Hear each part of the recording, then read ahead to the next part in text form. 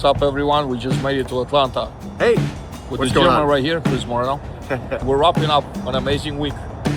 Super interesting week. We just came from Charlotte. Right behind us is like 85.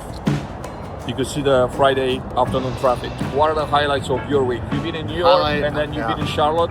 Highlight of my week was pretty simple. I think number one, being able to be in New York with some of the top people in multifamily and real estate, commercial real estate, venture capital, Avalon Base speaking on stage and hearing about their best practices on AI, implementation of technology, operations and customer experience.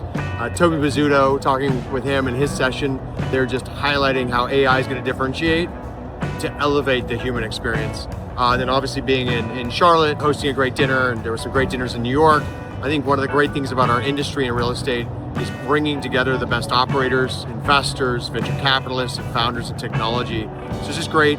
Probably this week met over 80 to 90 people through coffees, lunches, dinners, and then interviews and podcasts. So those were kind of my highlights, and I think it's just so great. Like dinner we did last night with about 25 owners and operators, and the stories of the vulnerability, the challenges, and even the work-life balance is so challenging, even for billionaires.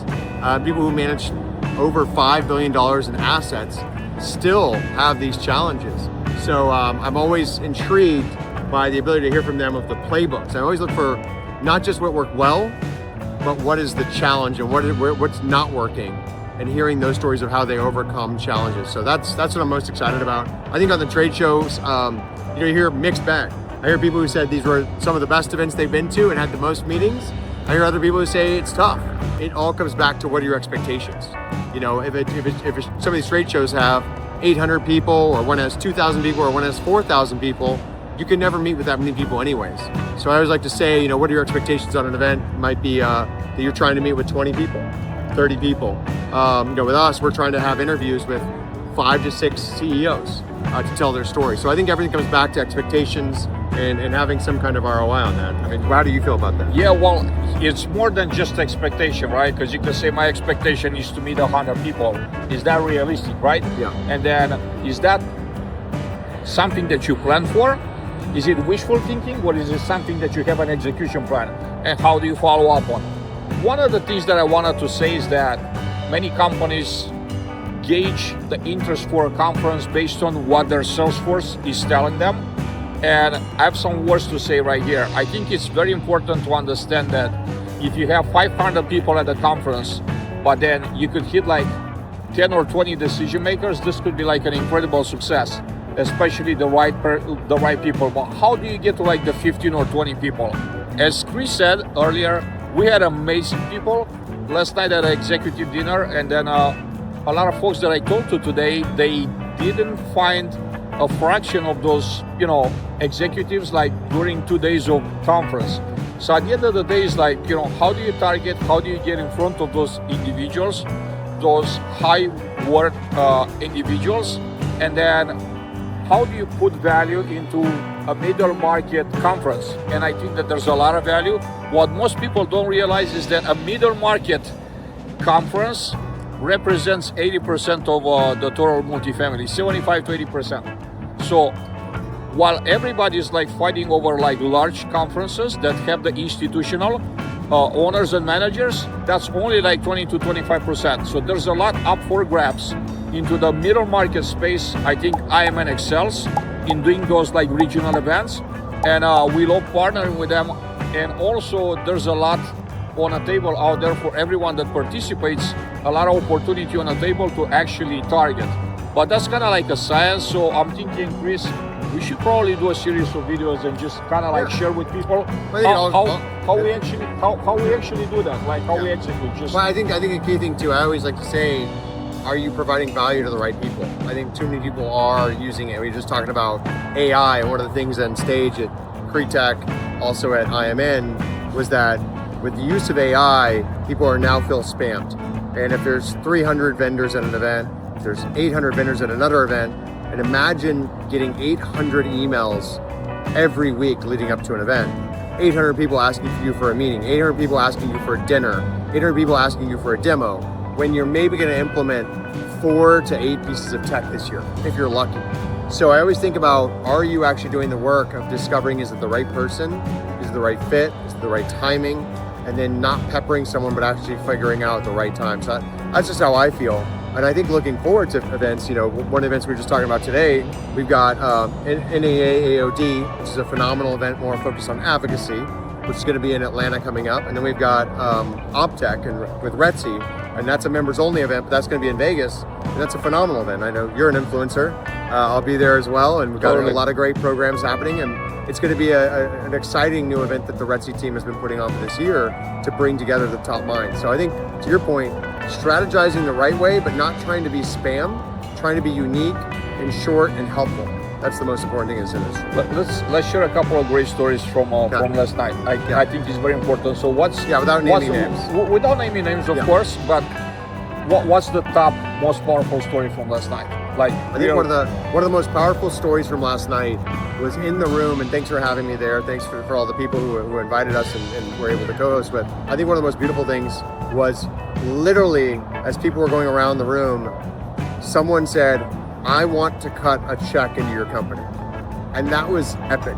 And so seeing people wanting to actually do business over food and over meals and then understanding each other's stories, by far, I think this industry, the greatest thing I ever learned from my grandfather, the greatest thing I've learned from you and from many others, this industry is about your reputation and paying it forward. And if you have a great reputation that people believe in and they trust you, the money will flow and people want to instantly do business with you. And many of the people, I think the second thing was there were a lot of family offices, a lot of investors, a lot of people who operate and own and manage properties. And the greatest thing from them was looking for unique stories. So the people who were wanting to invest in each other in the room literally were hearing each other's challenges in life and their vulnerabilities, and they were like, "Oh, we're actually very common." Like people were raising their hands, I do that too. And then they were like connecting, they're like, "We got to do business together." So I watched for that. It's really incredible to see. But I think that's the most beautiful thing about getting together in real life at an event, is that you can meet people, find similarities, and actually do business. And literally people were probably meeting this morning at IMN looking to do business together from last night, from the dinners and whatnot. So I think that's the biggest takeaway for me. How about you? Yeah, well, I have a couple, right? So first of all, there was a one-on-one conversation that I had with, someone that sat right next to me at the table. And, I was sharing about my background being in facilities maintenance, and says, I wish I knew this about a year ago when we looked at a deal in Atlanta, because, we bought a deal, we missed out on stuff, and it hurts our pockets. Yeah. But it's great to know that you have this expertise. It's great to know that you're traveling, that we could use it all over the country. So that was very powerful.